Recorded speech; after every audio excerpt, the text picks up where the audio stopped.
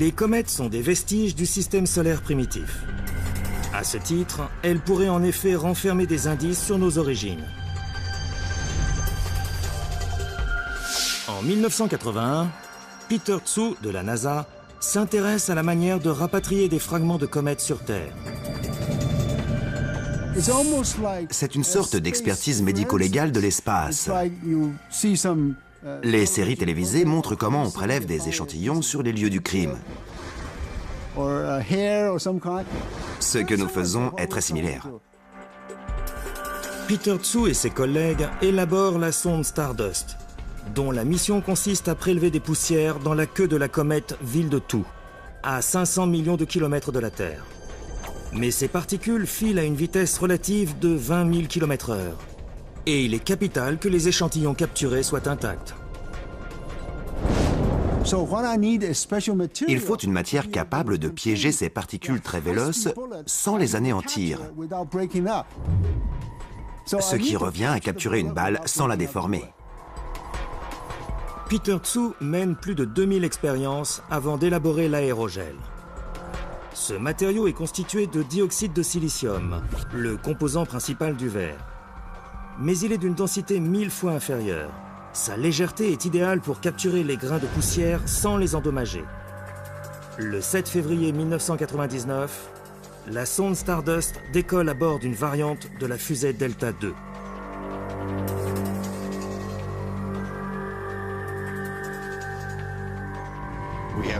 Mise à feu du réacteur principal et décollage du vaisseau Stardust. Sa mission est de récolter les éléments de la formation de notre système solaire. Son voyage de 4 milliards de kilomètres va durer près de 7 ans. Le moment présumé de la rencontre arrive. Nous avions fait d'innombrables simulations. Nous nous demandions quand même si la sonde allait bien croiser la comète Ville-2 et piéger ses particules. Ce que nous redoutions par-dessus tout, c'est qu'elle revienne sans échantillon. En 2006, Stardust entre dans l'atmosphère terrestre. L'atterrissage est un succès. Les scientifiques s'empressent de transférer sa cargaison dans les laboratoires pour analyser son contenu. Si j'avais capturé ne serait-ce qu'une particule visible à l'œil nu, j'aurais été comblé. Mais il y en avait plus d'une trentaine. Une véritable prouesse technologique. Ces particules de comète sont les premières jamais acheminées sur Terre. Ces grains minuscules contiennent une mine d'informations. Quant à savoir comment s'est formé le système solaire, ce n'est pas pour demain. L'analyse des échantillons de Stardust devrait prendre une vingtaine d'années. Sans attendre, les scientifiques entament d'autres recherches. Les comètes ne sont pas l'unique source de matière issue du système solaire primitif. Il y a les météorites qui, elles, viennent jusqu'à nous. Ce qui est stupéfiant, à quelques rares exceptions près, c'est que chaque fois que l'on cherche à dater une météorite dans un laboratoire, on obtient le même résultat, 4 milliards et demi d'années. Tous ces fragments proviennent du système solaire primitif. Ces fragments de matière sont essentiels. Ils établissent qu'il y a un lien entre notre existence et l'univers.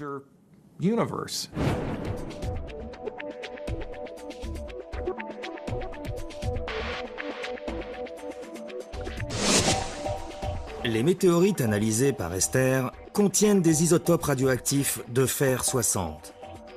Or, le fer 60 se décompose relativement vite. Il a donc dû être capturé dans un passé plus récent. S'il provenait d'une distance très éloignée, sa masse atomique aurait changé avant que la météorite ne le piège. Or, seule une supernova est susceptible de produire du fer 60. Il devait donc y en avoir une, active, dans le voisinage du Soleil primitif. Nous avions la preuve que le Soleil et le système solaire primitif évoluaient dans un environnement violent, à proximité d'une étoile massive, et qu'ils avaient subi l'influence d'une supernova. Les résultats nous ont surpris. Ils ont changé notre approche des origines du système solaire. En dépit des forces violentes qui se sont déchaînées, notre système solaire a pu se constituer à proximité d'une supernova. Ces événements d'une violence inouïe ont restructuré tout l'environnement. Les ondes de choc provoquées par les explosions de supernovas pulvérisent tout ce qui les entoure. Un véritable souffle galactique. Mais elles peuvent aussi jouer un rôle de catalyseur et amener la matière dispersée à s'amonceler.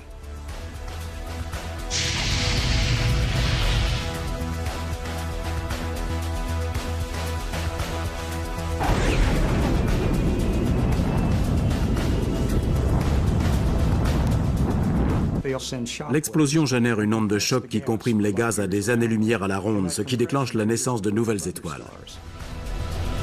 Le souffle aurait rassemblé la matière présente dans notre nébuleuse. Sous l'effet de la compression, les forces de gravité auraient alors poussé la nébuleuse à s'effondrer. Au cœur du nuage, tourbillonnant autour du Soleil, des objets commencent à prendre forme. Ce sont les planètes.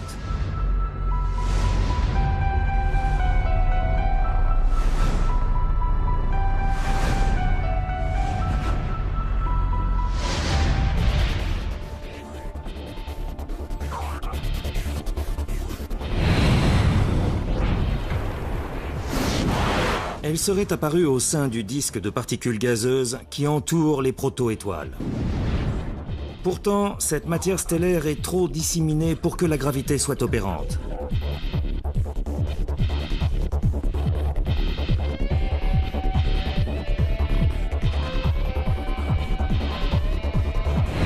En 2003, des expériences informelles menées à bord de la Station spatiale internationale vont éclaircir ce paradoxe.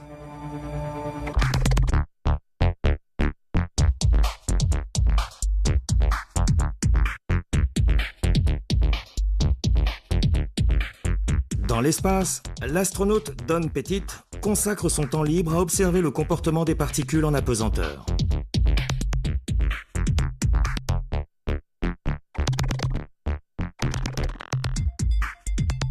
Il dispose des grains de café, de sucre et de sel dans des poches de plastique pour voir de quelle manière ils s'amalgament. Il constate que les frictions qui s'opèrent entre les grains libèrent une charge électrostatique qui attire les particules entre elles et les agglomère. Sur Terre, cette expérience aurait libéré les mêmes charges électrostatiques. Mais l'influence de la gravité terrestre n'aurait pas permis de constater les mêmes résultats. Don Pettit et ses collègues en déduisent que le phénomène qu'ils observent en apesanteur s'est également appliqué au système solaire primitif. Les particules présentes dans le disque protoplanétaire acquièrent une charge électrique qui les attire les unes les autres. Un processus que les planétologues, comme Jacques Lizoer, appellent l'accrétion. On observe le processus d'accrétion dans la vie de tous les jours. Les minuscules gouttelettes de pluie se condensent autour de particules de poussière et s'entrechoquent au moment de leur chute. C'est le même phénomène qui régit les grains de matière au sein d'une nébuleuse solaire. Leur accrétion forme des objets plus massifs. Lorsque les agrégats de poussière forment des objets de la masse d'une montagne, la force gravitationnelle supplante la force électrostatique. Le processus s'accélère rapidement. Au bout d'1 million d'années, les amas forment des planétésimaux, ou morceaux de planètes, qui, à terme, peuvent se transformer en planètes. La gravité piège ces planètes dans leurs orbites autour du Soleil. Pendant des siècles, les scientifiques ont évoqué la présence d'une force d'attraction mystérieuse, jusqu'à l'arrivée d'Einstein.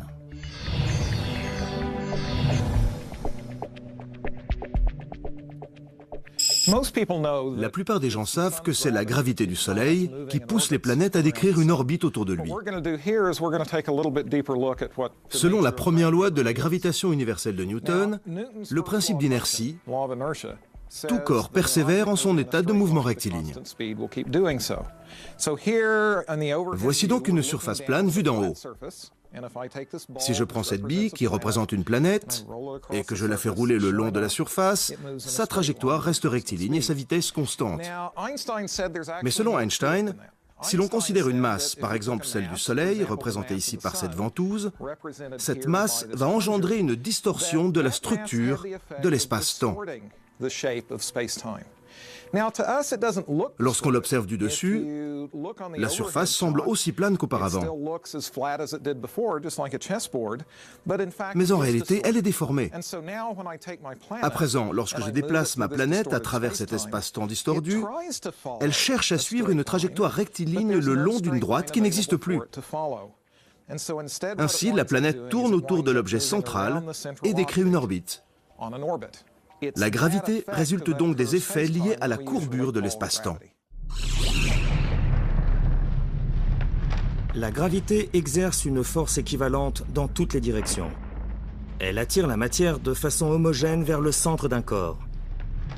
Ainsi, lorsqu'elle est suffisamment puissante, la gravité refaçonne les objets sous forme de sphères. C'est la raison pour laquelle toutes les planètes du système solaire sont sphériques.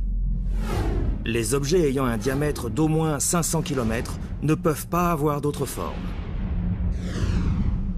Toutes les planètes sont plus ou moins rondes et issues du même disque de poussière. Pourtant, elles sont toutes radicalement différentes. Mars est une planète rocheuse, Jupiter une géante gazeuse. Ces dissemblances relèvent d'un principe fondamental de la physique. Toutes les matières ne se condensent pas aux mêmes températures. À une température donnée, certaines substances sont à l'état gazeux et d'autres à l'état solide. La chaleur qui règne autour de notre Soleil maintient la matière à l'état gazeux. Plus on s'éloigne, plus la température baisse.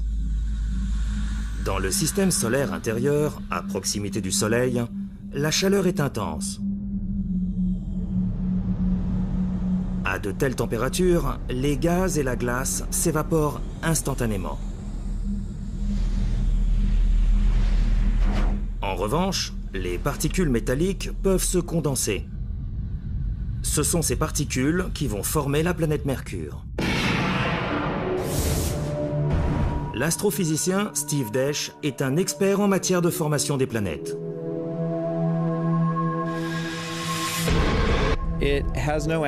Mercure n'a ni atmosphère, ni océan. Ce n'est que de la roche. Sur la face exposée au Soleil, la chaleur atteint des températures capables de faire fondre du plomb. Mercure est presque 3 fois plus proche du Soleil que la Terre. Elle appartient, avec Vénus, la Terre et Mars, au groupe des planètes telluriques, dont la surface solide est généralement composée de roches silicatées.